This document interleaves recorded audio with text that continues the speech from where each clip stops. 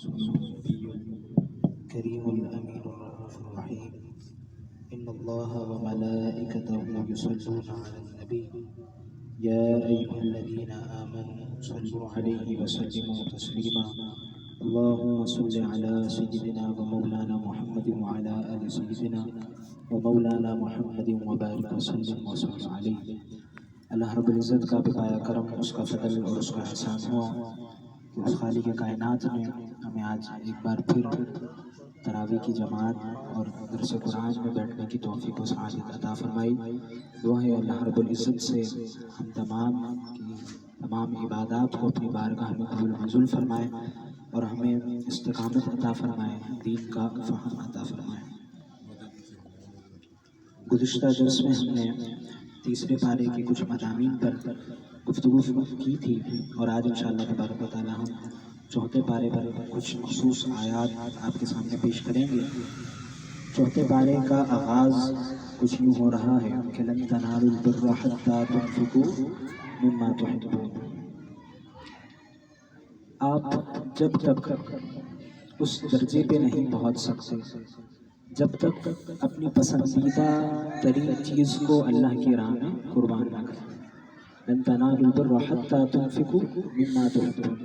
انسان جو ہے وہ پیسے سے محبت کرتا ہے، کسی نعمت سے محبت کرتا ہے اور کہیں آڑے آ جاتی ہے. اگر وہ کام آپ نے کیا تو وہ نعمت آپ سے بظاہر تو چلی جاتی ہے، لیکن وہ آپ سمجھتے ہیں کہ ہماری یہ نعمت تو چلی گئی، لیکن بندہ عزیمت کی راہ کو اختیار کرتا ہے. لیکن اللہ کی بارگاہ میں بندہ بارگاہ قرب میں پہنچتا ہی جب ہے جب سب سے اپنی پسندیدہ ترین چیز کو قربان کرتا ہے اور پھر وہ اللہ کی معرفت اور اللہ کا قرب پا لیتا ہے. تو بعض مواقع ایسے آتے ہیں کہ سہولتیں تو بڑی دکھتی ہیں، بڑی آپ کو دکھتا ہے یار یہ کچھ آسان راستہ ہے، لیکن قربانی دینی پڑتی ہے. تو جب تک آپ قربانی نہیں دیں گے آپ جو ہے فلاح نہیں پا سکتے ہیں. ٹھیک ہے، وہ خرچ کرنی پڑتی ہے، قربانی دینی پڑتی ہے. تو اللہ تبارک و تعالیٰ نے اس کے راستے میں اپنے محبوب اور پسندیدہ ترین چیز کو خرچ کرنے کے حوالے سے جو ہے وہ فرمایا ہے. اس کے بعد خصائص بیت اللہ ہے. ان اول بیت وضع للناس للذی ببکۃ مبارکا وہدی للعالمین. بیت اللہ کی خصوصیات اور فضیلت کو بیان فرمایا کہ زمین پر سب سے پہلی عبادت گاہ کعبۃ اللہ ہے. اس میں اہم نشانیاں ہیں، جس میں مقام ابراہیم اور وہ پتھر جس میں حضرت آدم علیہ السلام کھڑے ہو کر بیت اللہ کی تعمیر کرتے تھے.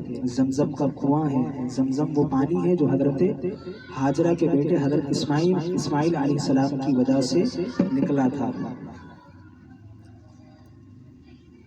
اور جو شخص حرم میں داخل ہو جائے اسے امن بھی مل جاتا ہے. یہ جو ہے وہ فضائل اللہ تبارک و تعالیٰ نے بیان کیے. اس کے بعد حج کی فرضیت کے حوالے سے اللہ تبارک و تعالیٰ نے ارشاد فرمایا وَلِلَّهِ عَلَى النَّاسِ حِجُّ الْبَيْتِ مَنِ اسْتَطَاعَ إِلَيْهِ سَبِيلًا. جو شخص سفر وغیرہ کے اخراجات اٹھا سکتا ہے اور پیچھے اہل خانہ کے گزر بسر کا بھی انتظام ہو، وہاں قیام کا خرچہ بھی ہو، اگر عورت ہو تو محرم بھی اس کے ساتھ ہو، تو ایسے شخص پر حج فرض ہے. فریضہ حج ادا کرنا میں کوتاہی نہیں کرنی چاہیے. یعنی حج کی فرضیت کب ہے؟ جب بندے کے پاس اتنا مال ہو کہ وہ سفر کر کے وہاں پہنچ جاتا ہے. اس سال کتنا میرے خیال سے 13-14 لاکھ روپے ایک شخص کا، تقریباً 14 لاکھ روپے اگر کسی کے پاس ہیں اور پیچھے مال بھی ہے کہ گزر بسر ہو جائے گا اور اس کا بھی جو ہے وہ سفر آرام سے گزر جائے گا، تو اس کے اوپر اب کیا ہے؟ حج فرض ہے. حج کی فرضیت کے حوالے سے قرآن میں ہمیں صراحت ملتی ہے. اور آقا علیہ السلام نے بھی ارشاد فرمایا دین کی بنیاد کتنی چیزوں پر ہے؟ 5 ہے. بنی الاسلام علی 5 شہادہ. بعض احباب بڑا ان کے پاس مال و دولت ہوتی ہے، ساری چیزیں ہوتی ہیں، لیکن گاڑیاں بھی ایک سے ایک نئے نئے ماڈل چینج ہو رہے ہیں، نئے بنگلوز لے رہے ہیں، لیکن اس کے اندر سستی کرتے ہیں.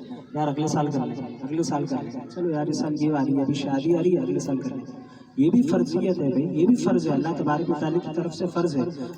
بعض جو ہے احباب اس کو سستی کرتے ہیں۔ ابھی تقریباً کچھ دو سال پہلے مرشد کریم نے بھی اس کے اوپر جو ہے وہ تاکیداً اس کے اوپر تمام جو ہے وہ جو صاحب استطاعت تھے ان کو زور دیا تھا، اور نام لے کے کہا تھا اپنے دونوں صاحبزادوں کو بھی کہ محبوب الہی بھی جائیں اور یہ بھی جائیں، حج کر آئیں۔ بڑی یعنی کہ سختی سے مرشد کریم نے اس حوالے سے کہا تھا کہ حج فرض ہو جاتا ہے، لوگ اس کو اہمیت ہی نہیں دیتے، چلو اگلے سال کر لیں گے، اگلے سال کر لیں گے۔ حج بھی اسی طرح فرض ہے جس طرح نماز فرض ہے، جس طرح روزہ فرض ہے، جس طرح زکوٰۃ فرض ہے، اسی طرح حج فرض ہے۔ بنی الاسلام علی خمس شہادہ، اسلام کی بنیاد کتنی چیزوں پر ہے؟ 5 پر ہے۔ اللہ الہ الا اللہ، اللہ کے سوا کوئی معبود نہیں ہے، وَأَنَّ مُحَمَّدَ رسول اللہ، محمد صلی اللہ علیہ وسلم اللہ کے رسول ہے۔